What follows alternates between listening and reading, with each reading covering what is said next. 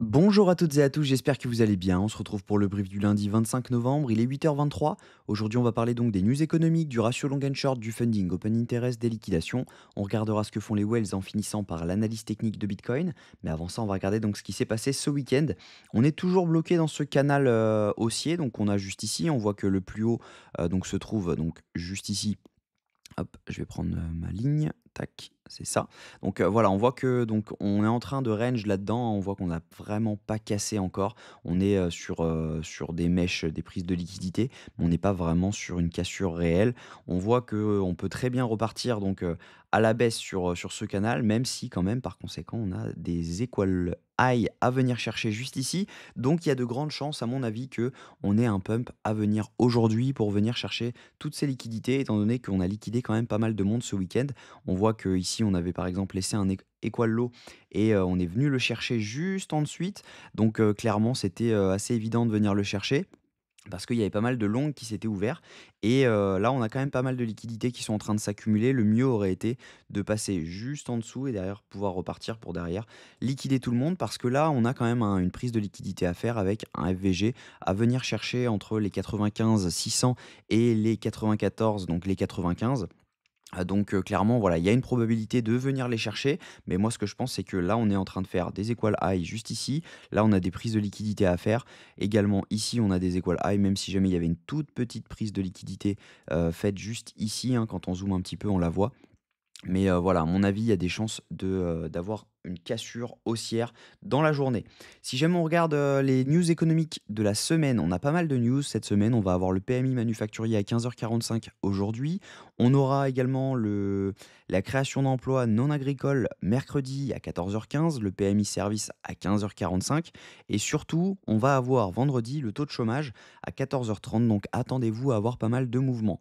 Au niveau du ratio long and short, on a une augmentation du nombre de shorts sur les dernières 24 heures, même si jamais le ratio est en train de repasser aussi au niveau des longues sur les dernières 72 heures.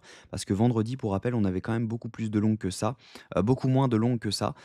Et par conséquent, on a pas mal de gens qui sont en train de chercher à ouvrir des swings et c'est souvent mauvais pour le marché. Au niveau du funding open interest, on voit que les fundings sont en train de redevenir quasiment à la normale. On n'est pas sur la normale parce qu'on serait à 0,01, mais on voit qu'ils sont quand même en train de chuter sérieusement et on a une hausse de l'open interest en même temps. Donc ça veut dire que potentiellement, juste ici, on a pas mal de shorts qui sont en train de s'ouvrir. Si jamais on regarde les liquidations sur les dernières 48 heures, on a pas mal de gens à venir chercher jusqu'aux 100 000 dollars.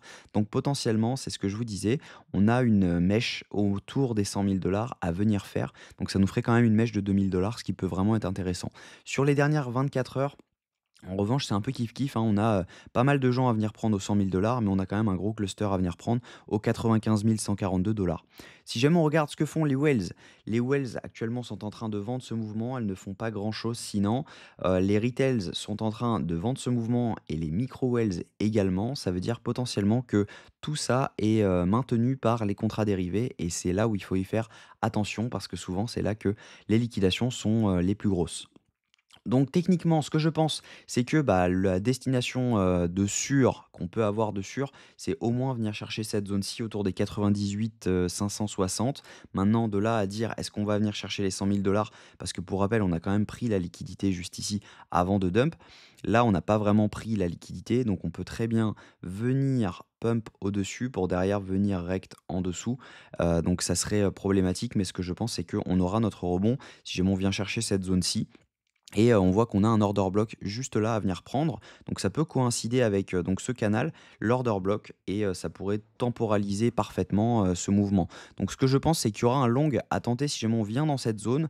Je ne vais pas short en revanche, hein, bien sûr. Moi j'ai déjà, des longs sur Bitcoin. J'avais ouvert un long par ici, je crois à 96 500. J'ai plus en tête, l'entrée exacte. Mais voilà, je pense qu'on aura un long à tenter là-dessus pour venir chercher le haut du canal potentiellement, si jamais on venait à chercher cette zone. Ça ne veut pas dire qu'on va venir la chercher, ça veut simplement dire que si on y va, il y a des chances de rebondir parce qu'on aura cet order block, la prise de liquidité qui sera faite et également donc ce retour sur le bas de ce canal. Donc potentiellement, on peut rebondir. Donc voilà, j'espère que cette vidéo vous a plu. Si c'est le cas, je vous invite à vous abonner, à activer la cloche pour ne rien manquer des prochaines vidéos, à commenter ce que vous en pensez et surtout à abonnez-vous pour ne rien manquer des prochaines vidéos. Bonne journée, à demain, même heure.